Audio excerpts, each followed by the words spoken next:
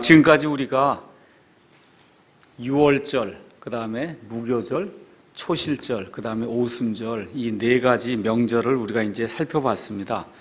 그래서 레위기 23장에 그 7개 명절이 있는데, 처음에 그 네 명절은 우리 예수님의 초림하고 상관이 있고, 그 다음에 나머지 이제 뒤에 있는 그 세 명절은 예수님의 재림하고 상관이 있다, 이렇게 이야기를 했어요. 그래서 유월절은 우리 어린 양 되시는 우리 예수님의 그 죽음에 대한 것, 그 다음에 무교절은 그래서 그 예수님으로 말미암아 구원받는 것, 구속받는 것, 무교절은 성화, 그 다음에 초실절은 부활, 그 다음에 여기 오순절은 이 오순절날 신약시대 성령님이 강림하신 것, 이런 내용들이 이렇게 이제 예표와 실체가 매칭이 되는 걸 우리가 이제 살펴봤습니다. 어떤 분은 또 재미있는 그런 얘기를 하더라고요. 거기 레위기 23장 22절에 가서 보시면은 이 오순절이 끝나고 난 다음에 22절은 사실 그 오순절하고 아무 상관이 없는데 갑자기 한 구절이 또 들어가 있습니다. 거기에 너희가 너희 땅에 수확물을 거둘 때 너는 내 반 모퉁이를 수확하면서 깨끗이 거두지 말며 내 수확물에 떨어진 이삭을 줍지 말고 가난한 자와 나그네를 위하여 그것들을 남겨둘지니라. 나는 주 너희 하나님이니라. 이렇게 얘기하고 나서 23절에 이제 나팔절이 나오거든요. 그러니까 오순절이 이제 시작이 되고 나서 그러면서 거기에 이렇게 나그네를 위해서 뭘 남겨놔라. 이 나그네가 이스라엘 공영권 밖에 사는 이방인이 아니냐, 이와 같은 그 이야기를 하는 그런 분도 있습니다. 하여튼 뭐 중요한 건 아니지만 그렇게 이야기하는 분도 있다.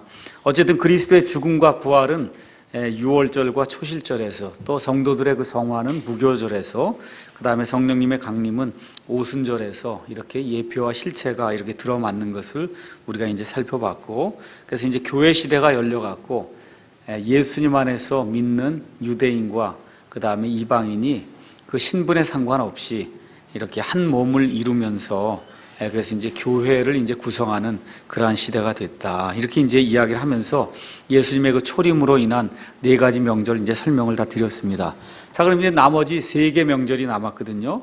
뭐가 남은 거예요? 이제 나팔절, 그 다음에 속죄절 아니면 속죄일, 그 다음에 맨 마지막에 장막절 아니면 초막절, 이 세 개가 이제 남았습니다. 그 세 개가 레위기 23장 23절에서부터 44절에 이제 기록이 되어 있습니다. 그래서 이 세 가지 명절이 보여주는 것은 예수님의 재림, 그 다음에 예수님을 통한 완전한 속죄, 그 다음에 예수님의 권세가 나타나서 예수님의 메시아 왕국이 이 땅에 서는 것, 이런 것들이 이제 나타냅니다. 자, 그럼 오늘은 다섯 번째 명절인 나팔절을 이제 보겠습니다. 영어로는 The Feast of Trumpets이라 해서 나팔을 사실 하나만 부는 게 아니라 Trumpets에서 S가 되어 있거든요. 여러 개 이제 나팔을 부는 이러한 그 나팔절, 이거 주제는 예수님의 재림, 이렇게 이제 생각을 하시면 되겠고요. 레위기 23장 23절에서부터 25절에 이 세 절에 나팔절에 대한 그런 내용이 나와 있습니다. 제가 한번 읽겠습니다. 주께서 모세에게 말씀하여 이르시되 이스라엘 자손에게 말하여 이르라. 너희는 일곱째 달 곧 그 달 첫째 날을 안식일로 삼을지니 이날은 나팔들을 불어 기념할 날이요 거룩한 집회 날이니라. 너희는 그날에 아무 노동도 하지 말고 오직 불로 예비하는 헌물을 주께 드릴지니라. 그러니까 여기 7월 1일은 안식일이 되는 거예요. 그러니까 일주일에 하루씩 돌아오는 안식일 외에도 이런 날이 되면 그날은 안식일이 되는 거다, 그렇게 이해하시면 되겠고요. 자, 그러면 하나님의 예언의 달력에서 우리가 지금까지 살펴본 6월절은 며칠이요? 1월 14일, 그렇죠? 그 다음에 이제 14일, 15일부터 시작해서 21일까지 무교절이 있었고 1월 17일 날이 초실절이었어요. 그렇죠? 그럼 초실절로부터 50일을 세게 되면 1월 17일, 그렇죠? 그날부터 이제 50일을 세게 되면 대략적으로 3월 초순 어느 때가 되겠죠? 그럼 그때 이제 오순절이 있는 겁니다. 자, 그러면 오순절이 3월 초 어디쯤에 지금 있고, 그러면 3월에 대부분 하고 4월, 5월, 6월까지는 아무 특별한 어떤 명절이 없다가 드디어 이제 7월 1일 날 돼서, 7월 1일이면 유대인들의 그 민간력으로는 그게 신정이 되는 거예요. 유대인들의.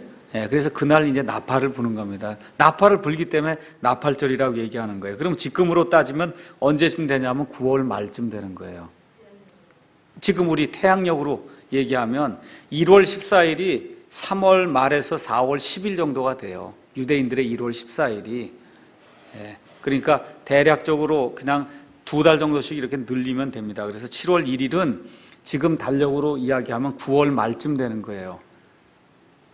우리나라 옛날에 이장님 사건 아시죠? 다미선교회. 그렇죠? 다미선교회 할 때 예수님 언제 온다 그랬어요? 노. 그렇죠? 10월 언제쯤 온다 그랬죠? 그때가 나팔절이에요. 왜 나팔해요? 데살로니가 전서 4장에 보면 나팔 소리와 함께 온다니까 이 나팔하고 이제 같이 연관을 시켜가고, 그래서 유대인들의 그 나팔절 9월 말에서 10월 어느 때쯤에 이제 그 나팔절이 이루어지거든요. 그래서 그 해에 그날 나팔절로 날짜를 딱 세팅하고 그래서 그날 온다고 그런 거예요. 나팔 소리와 함께 이렇게 오신다고 그러니까 다 갖다 이렇게 맞추면은 성경에 다 있어요. 맞출 말이. 자, 이렇게 돼갖고 지금 달력으로는 9월 말에서 10월 한 중순쯤 이렇게 되는 거다, 이렇게 보시면 되겠습니다. 자, 그래서 이 명절은 마지막 3개의 절기 중 첫 번째 절기입니다. 예수님의 재림을 나타내는 첫 번째 절기로서 다가올 영광의 미래를 이제 보여줍니다. 그래서 나팔절을 통해서 하나님의 달력에서 교회와 이스라엘을 향한 미래의 사건들을 이제 볼 수가 있습니다.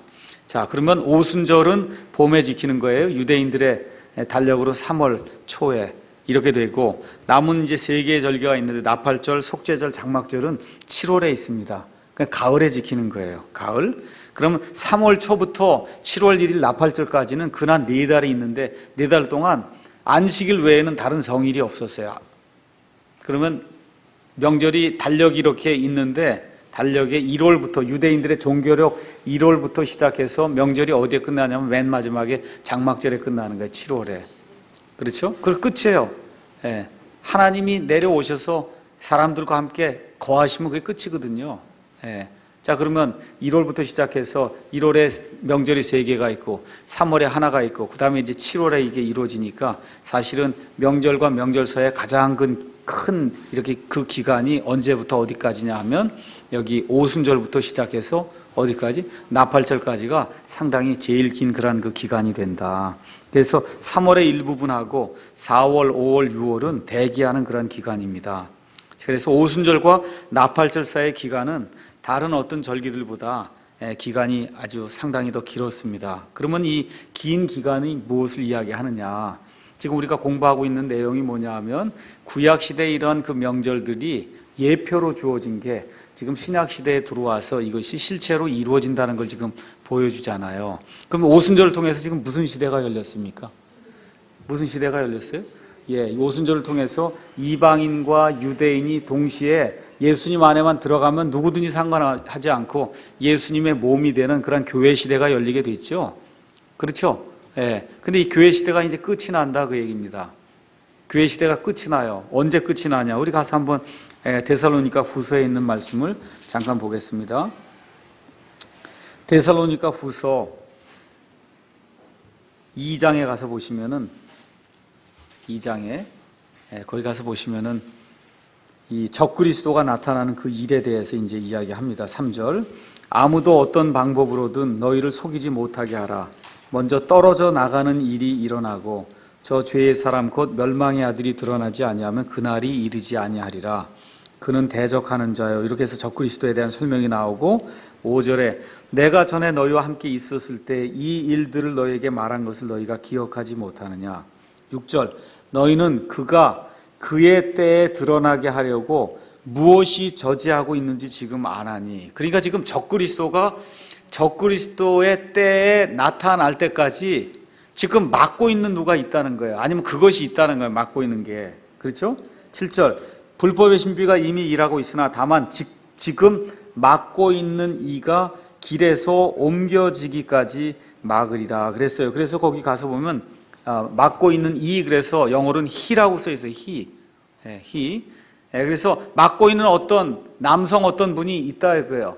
그래서 그분이 길에서 옮겨질 때까지 막으리라. 그러니까 어느 때까지? 성령님이 성령님이 오순절날 성도들 안에 거하면서 교회가 시작이 됐어요. 맞죠? 그래서 성령님이 영원히 내주하는 그와 같은 일들이 시작이 되는데, 이 적그리스도가 제때에 나타나도록 그 적그리스도를 막고 있는 그분이 성령님이에요. 성령님에 누가 막을 수가 있겠어요? 성령님이 막고 있다가 나중에 길에서 치워져서, 그래서 성령님의 내주 역사를 끝내는 그런 때가, 그러니까 구약시대에는 성령님이 내주하지 않은 건 아시죠? 그렇죠? 오셨다가 가시기도 하고 이런 일들이 있었는데, 신약시대의 특징이 성령님이 내주하는 거예요. 그래서 교회 시대가 끝이 돼요. 그렇게 되면 휴거가 돼서 이제 올라가서 이 땅에 더 이상 교회가 없는 겁니다. 그래도 믿는 사람들은 있어요. 그 믿는 사람들은 휴거 받은 이후에 믿는 사람들은 교회라고 얘기하지 않아요. 올라간 사람들만 예수님의 신부로 혼인 만찬에 들어가기 때문에 그게 예수님의 신부예요. 근데 이 땅에도 요한계시록 가서 7장에 가서 보면은 엄청나게 많은 사람의 수가 그때 구원받거든요. 근데 그건 교회는 아니에요.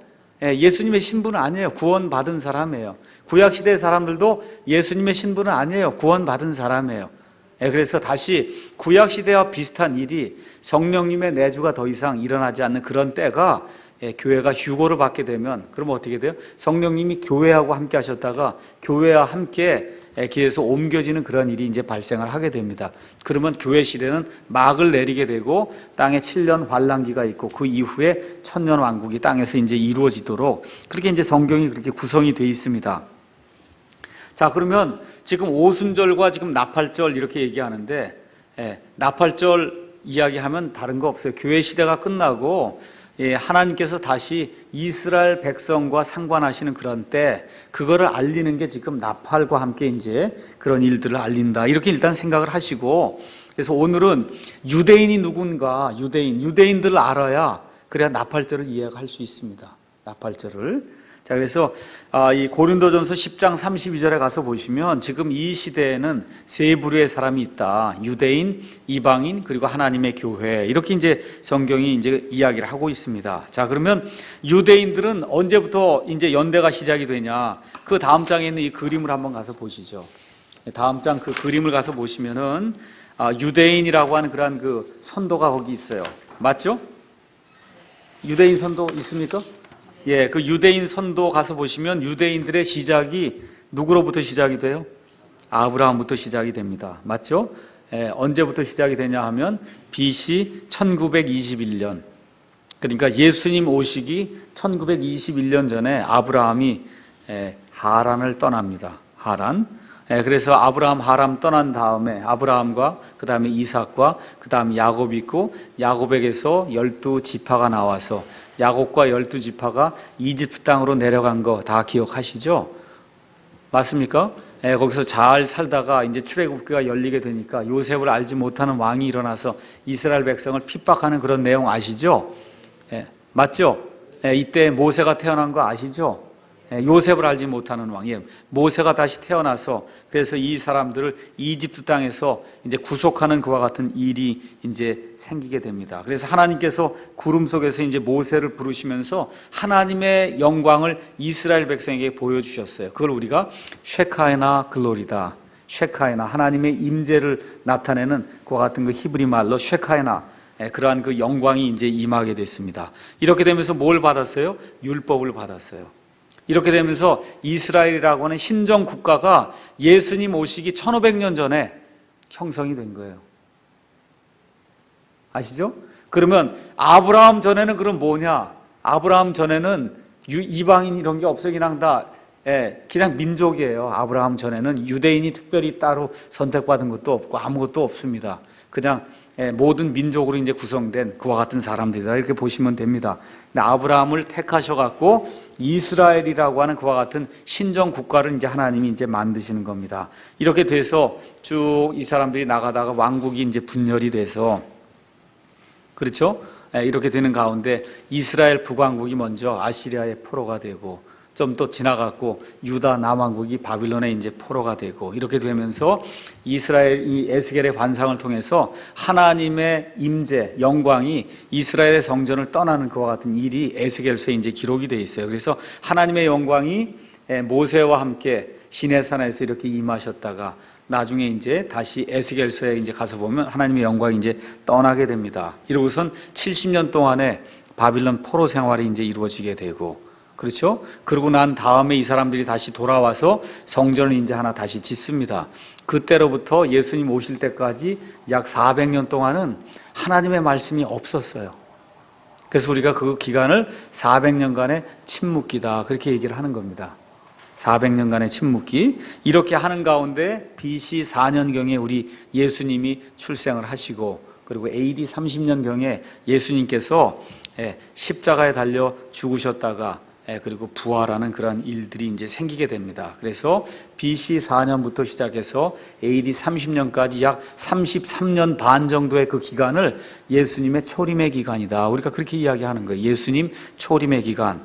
그래서 AD 30년부터 또 하나님께서 40년 동안 이스라엘 백성에게 또 기회를 주시죠.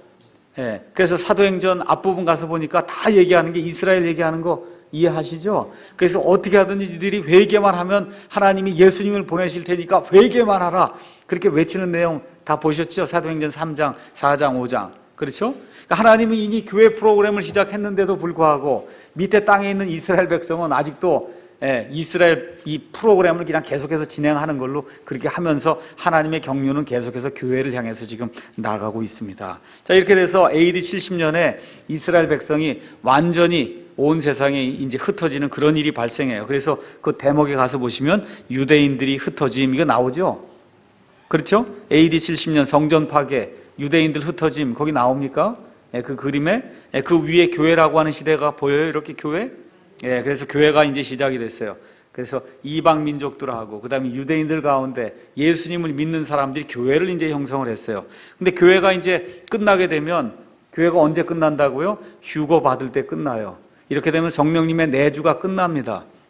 맞죠? 성령님의 내주가 끝난다 그래서 성령님이 없는 거 아니에요. 구약 시대에도 성령님이 계셨던 것처럼 그 7년 환란기에 또 그 이후에 이루어지는 천년 왕국 때도 성령님이 계십니다. 사람들 가운데, 신자들 가운데. 근데 내주하지는 않는다는 거예요. 여기. 자, 그러면 교회가 이제 끝나게 되면 이제 하나님의 그 프로그램에 따라 이제 뭐가 다시 이루어져야 되냐면 유대인들이 다시 모여야 돼요. 유대인들이 다시 모여요. 그래서 지금 일단 모였단 말이에요. 1948년도에. 그럼 이게 모이는 건 지금 무슨 얘기를 하려고 하는 거예요? 교회 시대가 거의 막을 내릴 때가 됐다, 그런 얘기예요. 다른 게 아니고, 아유, 벌써 막을 내리면 어떡하나, 이러면 곤란합니다. 그렇죠? 교회 시대가 막을 내릴 때가 된 거예요. 지금 성경에 나와 있는 그 예언을 보면 맨 마지막 때, 주의 날이 임할 때, 그때 유대인들이 모이게 돼 있어요.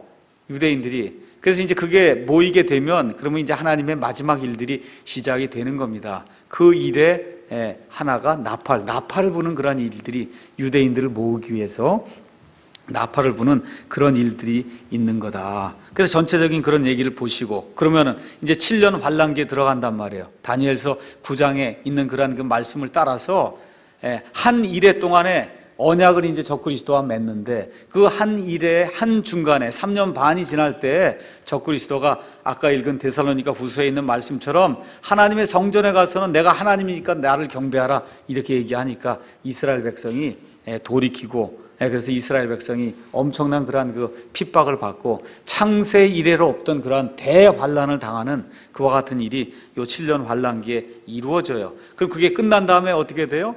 우리 예수님께서 올리브산에 이렇게 발을 대시면서 이 지상에 재림하시는 그와 같은 재림이 이제 이루어지고, 재림이 이루어지면 누구가 이제 남겠어요? 거기에 살아남은 민족들이 있을 거 아닙니까? 그렇죠? 유대인들 가운데 살아남은 사람이 있고, 맞죠? 그 다음에 이방인들 가운데 살아남은 사람이 있어요.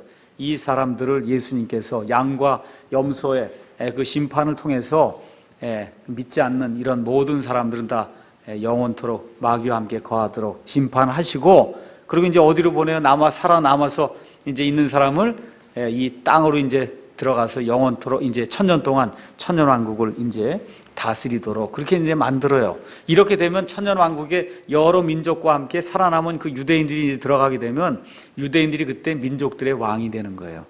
그래서 구약 성경에 나와 있는 그와 같은 모세에게 약속하신 그와 같은 일들이 이제 다 이루어지는 겁니다. 이렇게 되면 이 그림에 가서 보시면 맨 마지막에 여기 그림에 거기 천년왕국 시대에 그 이스라엘 백성이 차지하게 될 그 땅에 대한 내용이 나와 있어요. 여러분 이스라엘 지금 가서 보시면 이스라엘의 왼쪽 서쪽에 뭐가 있어요? 지중해가 있습니다. 맞죠? 그 다음에 여기 요르단강이 있고 그 다음에 저쪽 이라크 쪽으로 유프라테스 강이 있어요. 그 유프라테스 강이 있는 데서부터 시작해서 이 이집트 강이 있는 데까지 여기 이 부분이 하나님이 이 아브라함에게 지금부터 약 4,000년 전에 영원토록 내가 내 씨에게 주겠다고 한 왕가의 땅입니다. 그래서 그 왕가의 땅을 거기 가서 보시면 단지파, 아셀지파, 납살리지파 해서 그 12지파가 이렇게 나누는 그러한 그 내용이 이 안에 기록이 되어 있고 중간에 가서 보면 통치자의 몫이라고 되어 있어요. 그래서 이 통치자를 한 명 이제 메시아가 이제 세우게 됩니다. 그래서 그 통치자가 이렇게 그 중간 부분을 이제 이렇게 통치를 하면서 거기에 이제 예루살렘에 성전이 있는데 그 성전의 오른쪽에서 이제 물이 나오기 시작해 동쪽으로 이제 물이 흐르기 시작해요. 그 물이 흐르면서 어떻게 합니까? 사해를 완전히 치유해 갖고 사해가 살아있는 그런 바다가 돼서 그렇죠? 이렇게 되면서 메시아가 이제 임하게 되면 높은 산이 낮아지고 낮은 산이 높아지고 이렇게 해서 이사야서 40장에 나와 있는 그와 같은 말씀이 천년왕국 때 이제 이루어지게 됩니다. 이렇게 되면 사람의 수명이 다시 옛날에 이 노아의 시대와 비슷하게 약 1000년 정도까지 사는 그러한 시대가 이제 열리게 됩니다. 그래서 이게 다 끝나고 난 다음에 어떤 일이 발생해요? 곡과 마곡에 또 이렇게 좋은 시대에도 반역을 하는 사람이 있다고요. 거기 이 천년왕국 때는 특징이 뭡니까? 마귀가 무저갱에 갇혀갖고 꼼짝을 못해요. 사람을 유혹하러 다니지 못해요. 근데 여기 들어가 있는 사람들은 아직도 첫사람 아담의 본성을 갖고 들어간 육신을 입고 들어간 사람들이기 때문에 거기 들어간 사람은 구원받았어요. 근데 거기서 태어난 아이들은 그건 아직 뭐 좋은 아버지에서 태어난다 그래서 구원받는 게 아니잖아요.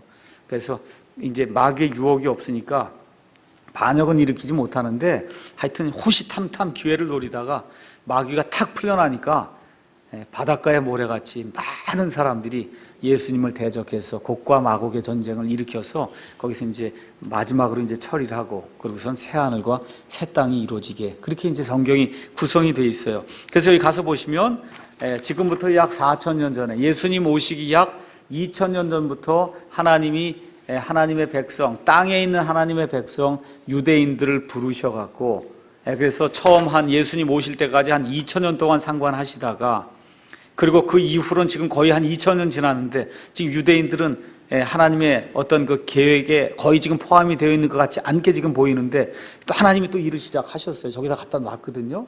중동에 있는 저 이스라엘 땅에 1948년도에 하나님이 갑자기 저기다 지금 가져다 놨어요. 이렇게 되면서 이제 이스라엘을 향한 하나님의 그 프로그램이 이제 시작이 된 겁니다. 약 반세기 전에. 그래서 하나님께서 그 일을 하나님의 열심을 가지고 하나님이 열심을 다해서 그 일을 이루실 거예요. 그게 구약 성경에 나와 있는 예수님이 오셔서 이루지 못한 나머지 예언들 있잖아요. 그 예언들과 이스라엘 백성을 향한 재림 때에 이루어질 그런 모든 예언들이 문자 그대로 저 이스라엘 백성을 향해서 이루어지리라고 믿습니다. 그 일이 시작되는 것이 나팔절하고 상관이 있다. 나팔 부는 거하고 상관이 있다. 나팔은 이 사람들의 신정을 알리는 거예요. 신정이 뭐예요? 새로운 때 아닙니까? 그래서 이스라엘 백성에게 어떤 새로운 시대가 도래한다는 걸 알려주는 것, 이게 나팔절의 그런 의미다. 이런 것들 여러분과 제가 잘 생각을 하면서 그 그림을 이제 이해하면 되겠습니다. 자, 그래서 이 유대인들 이 연대는 이제 아브라함과 함께 시작이 됐다. 이렇게 이제 기억을 하시면 되겠고, 여러분이 이제 가서 보시면은 전체 성경을 이렇게 보시면 대략적으로 성경의 3분의 2는 구약 역사예요. 구약. 그리고 3분의 1이 신약이에요. 그렇죠? 그래서 이 구약 중에 이 구약이 예를 들어 지금 가지고 있는 이 성경으로 볼 것 같으면은 대략적으로 뭐 한 2,000페이지가 된다. 이게 성경이 신구약. 그렇게 되면 신약 성경 여기 있는 게 한 600페이지. 그럼 나머지 1200페이지, 1800페이지, 1200인가요? 1400. 이게 이제 구약이거든요. 구약인데 처음에 2000년 있잖아요. 아담부터 시작해갖고 이 아브라함까지, 그러니까 창세기 1장부터 시작해서 창세기 11장까지만 그 2000년의 그 기간을 다루는 거예요. 그러니까 구약 성경의 대부분 거의 99% 이상은 다 이스라엘 백성을 다루는 거다. 그래서 상당히 중요한 내용이 이 안에 들어있는 거예요. 구약 성경 안에. 그래서 이 유대인들은 한마디로 뭐라고 얘기할 수 있냐 하면 땅에 있는 하나님의 백성이에요. 교회는 하늘에 있는 하나님의 백성이에요. 그래서 여러분과 제가 구약 성경을 이렇게 읽을 때 조심해야 돼요. 내가 이 일을 하면 내가 내게 복을 주고, 그렇죠? 아들이 잘 되고 내가 들어와도 복을 받고 나가도 복을 받고 하는 거, 이런 거 얘기가 나오면 그거 지금 땅에 있는 그 하나님의 백성이 하나님께 순종하고 살 때 이방 민족들에게 증언이 될 수 있도록, 그래서 하나님이 그런 일을 해주신다고 그렇게 얘기를 하는 거예요. 그걸 가져다가 우리에게 적용을 하면 그러면 안 맞는 경우가 많습니다. 그 대표적인 예가 사도 바울이에요. 어디 뭐 들어가도 복을 받고 나가도 복을 받고 아내도 없고 자식도 없고, 그렇죠? 배 타고 가다가 파손당하고 감옥에 갇히고 그렇잖아요. 전혀 안 맞거든요. 그러니까 이 땅에 있는 백성에게 하나님이 약속한 그와 같은 것들을 하늘에 있는 그 백성, 그 교회에다 가서 그냥 집어넣으면 그건 안 맞는 경우가 대단히 많다. 특별히 그 한국 사람들이 좋아하는 복은 다 돈복이거든요. 다 돈복, 자식복이야. 딴 거 없어. 성공하는 복. 그거는 이 세상의 다른 샤머니즘 종교도 다 추구하는 그런 복이에요. 그래서 그거를 저와 여러분이 성경을 읽을 때 잘 이해하고 판단해서 이렇게 들어야 됩니다. 물론 하나님을 두려워하고 하나님의 계획대로 따르려고 하고 그다음에 인간이 열심히 노력하게 될 땐 하나님이 함께해 주십니다. 근데 그게 반드시 그렇게 돼서 돈복이 따르고 그런 건 아니다. 신약 시대에는 그건 저와 여러분이 꼭 기억을 하셔야 됩니다. 그래서 유대인들은 땅에 있는 하나님의 백성이고, 그 다음에 지금 이 신약시대 이 교회는 하늘에 있는 하나님의 백성이에요. 그래서 에베소서 1장에 하늘의 처소들에 있는 복으로 우리에게 복을 주셨다. 성경이 그렇게 이야기를 하고 있습니다.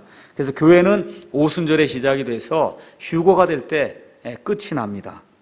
현재 유대인들은 민족적으로 탈선한 그런 상태에 있어요. 그래서 하나님의 교회가 휴거를 받으면 유대인들이 지금 이미 돌아와 있지만 자신의 본토로 돌아와서 지금 뭐 성전을 지으려고 하고 여러 가지 일들을 꾸미고 있거든요. 이렇게 돼서 결국 이제 이 세상 모든 민족들의 이제 머리가 되는 그와 같은 일들이 이제 생기게 됩니다. 그래서 민족적으로 이방인들이 이 팔레스타인 땅을 이제 통치하고 하는 그런 때를 가리켜서 우리가 이방인들의 때다. 누가복음 21장 24절에 이제 그렇게 기록이 되어 있는데 나중에 가서 이제 자세히 한번 살펴보겠습니다. 자, 그러면 창세기는 50장으로 이제 되어 있는데 아브라함은 언제 등장하냐 하면 창세기 12장부터 이제 나옵니다. 아브라함은 함과 셈과 그 다음에 야벳 중에 어디에서 나온 사람이에요? 아브라함은 셈에서 나온 사람이죠. 그래서 셈족에 속한 아브라함을 하나님이 부르셔서 새로운 민족의 조상이 되게 그렇게 이제 만들어 주셨습니다. 그래서 여러분이 창세기를 읽어보시면 하나님이 아브라함에게 10번 나타나세요. 10번.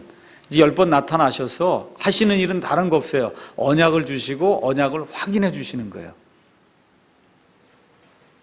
언약을 주시고 언약을 다시 확인해 주시는 거예요. 제일 첫 번째 나오는 언약이 창세기 13장에 나옵니다. 우리 창세기 12장은 여러분께서 아시다시피 하나님께서 갈대아 우르 땅에서 이 아브라함을 불러내는 그런 내용입니다.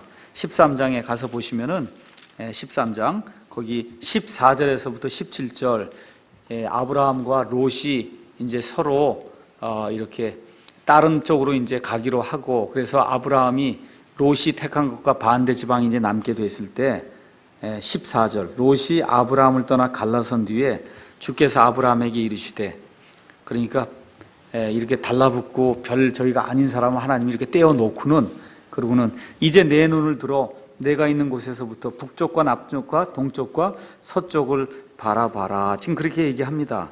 North, 그 다음에 South, East, West 이제 이렇게 이제 나오고, 내가 보는 모든 땅을 내가 너와 네 씨에게 어떻게 줘요? 영원히 주리라. 영원히 저 땅을 주겠다고 그랬어요.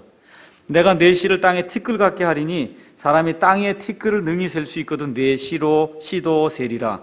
일어나 그 땅을 그것의 길이로도 걸어보고 그것의 너비로도 걸어보라.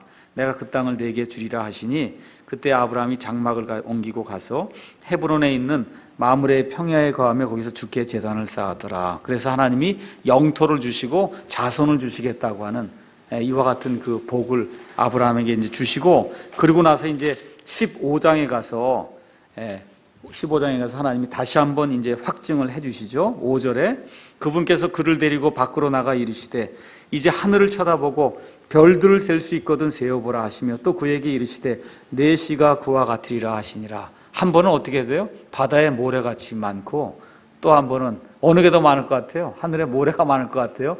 하늘에 바다에 모래가 많은 것 같아요? 하늘에 별들이 많은 것 같아요? 하여튼 하나님이 그렇게 약속을 해줬단 말이에요. 내 씨를 이렇게 많게 해주겠다. 그런데 이 당시에 씨가 있어요? 없어요? 씨가 없는 상태. 그랬더니 아브라함이 어떻게 해요? 맞습니다, 하나님. 저는 지금 씨가 없지만 하나님 말씀하셨으니까 그대로 될 줄로 믿습니다 하고 6절에 아브라함이 주를 믿으니 그분께서 그것을 그에게 의로 여기셨다. 그러시면서 7절 그에게 이르시되 나는 이 땅을 내게 주어 상속하게 하려고 너를 갈대아의 우르에서 데리고 나온 여호와니라. 이제 이렇게 이야기하시면서 하나님이 언약을 맺는 거예요. 언약을.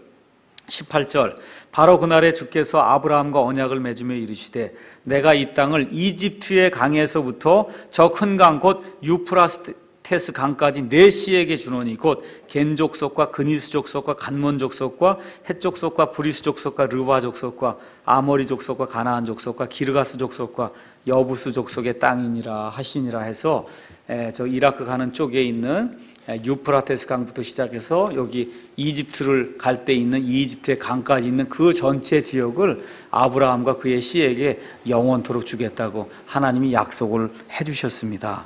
자, 이게 이 아브라함과 맺은 하나님의 약속이에요. 무조건적인 약속이에요. 하나님이 갈대아 우르에 살고 있는 우상을 섬기던 그의 아버지 데라와 함께 아브라함을 그냥 불러내신 거예요. 불러내신 거예요. 뭐 특별히 아브라함이 특별히 우리보다 뭐가 낫고 그런 것이 아니라 그 하나님이 은혜로 불러주셨어요. 그 은혜로 또 이렇게 약속을 주시고, 뭘 보시고? 믿음을 보시고.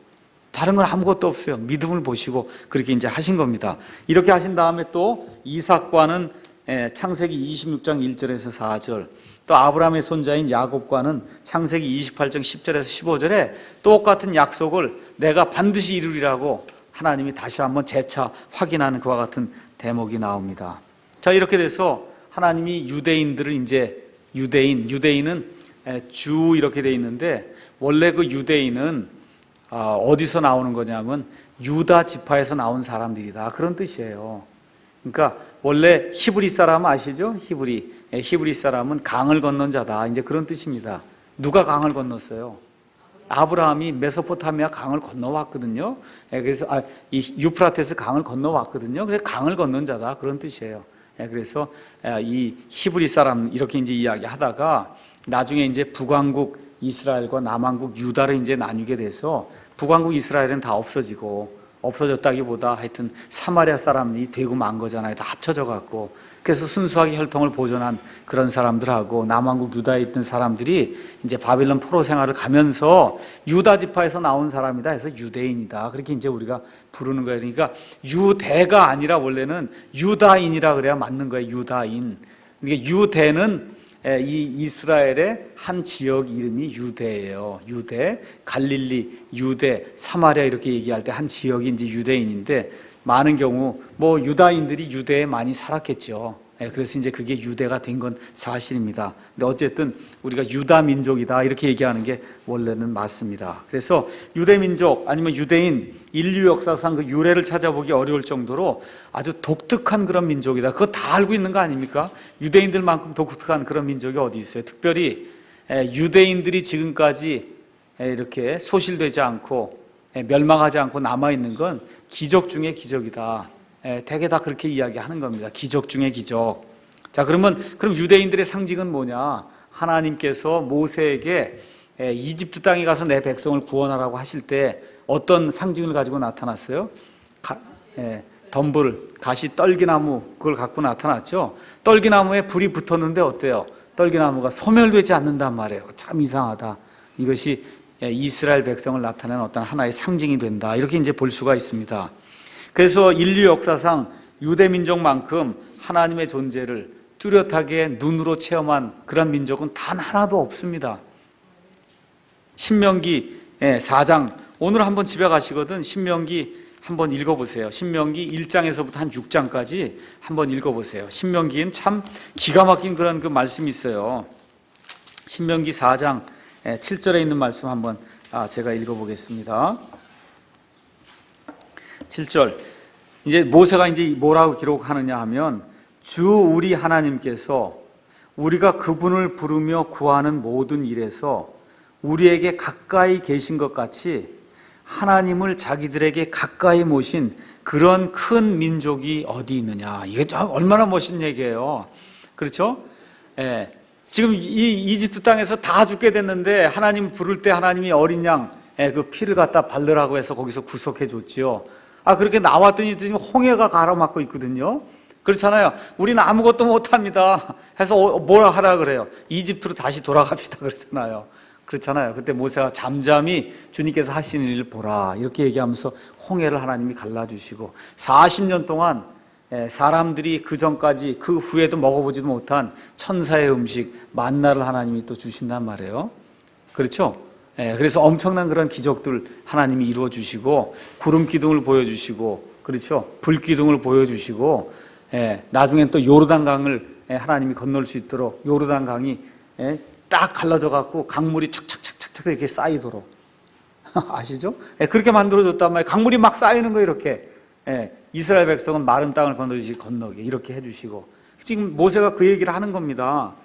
주 우리 하나님께서 우리가 그분께 이렇게 나가서 주여 죽겠습니다, 우리를 살려주십시오 이렇게 하나님께 간구할 때 우리에게 가까이 해주셨던 그런 하나님처럼, 그런 하나님을 가까이 모신 그런 민족이 이 땅에 어디 있냐.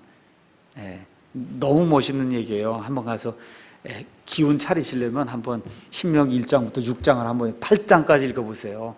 읽어보시면 기운이 나요. 참 정말 신명기 이런 데 읽으면 이 하나님 말씀이 그냥 꿀 흐르듯이 착착착 흘러 그냥 너무너무 하나님이 그 모세가 어떻게 이렇게 기록을 했는가 이렇게 할 정도로 참 기가 막히게 기록을 했어요.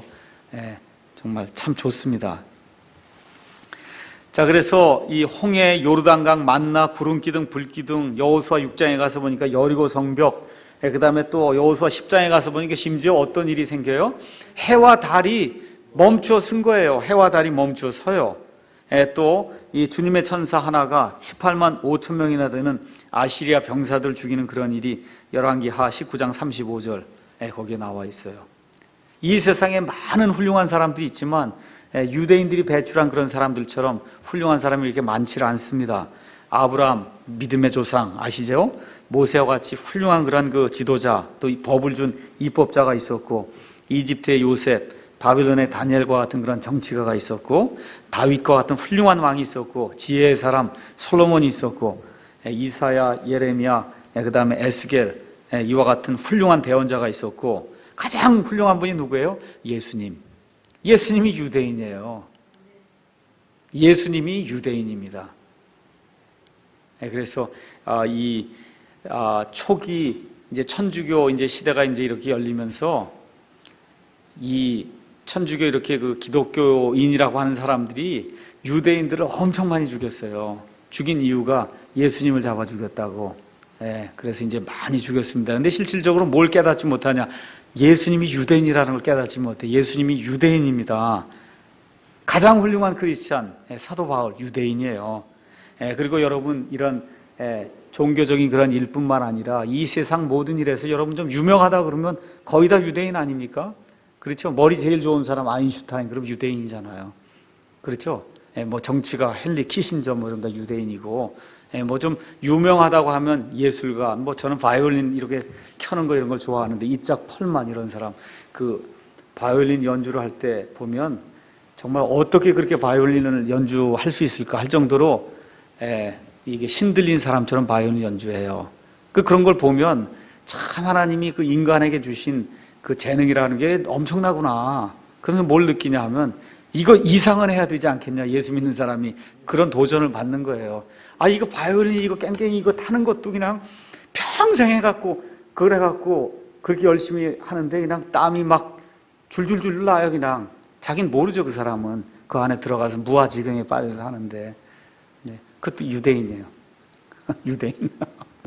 엄청난 고생, 이 세상에 민족이 많지만 가장 큰 고생을 당한 민족, 고난당한 민족도 유대인이에요. 제2차 세계대전 때 거의 600만 명이 이 수용소에서 죽었습니다.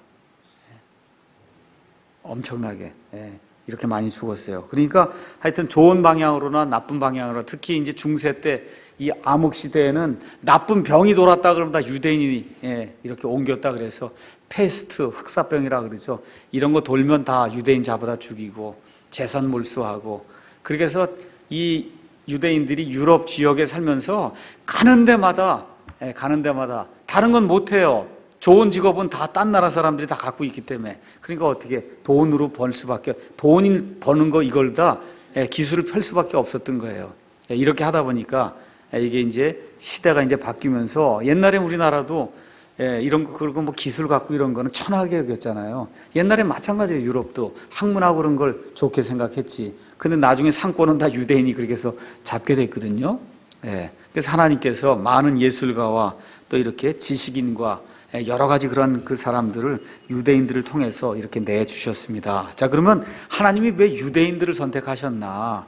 이제 몇 가지 이유가 있는데, 첫 번째 이유는 하나님의 선민이에요.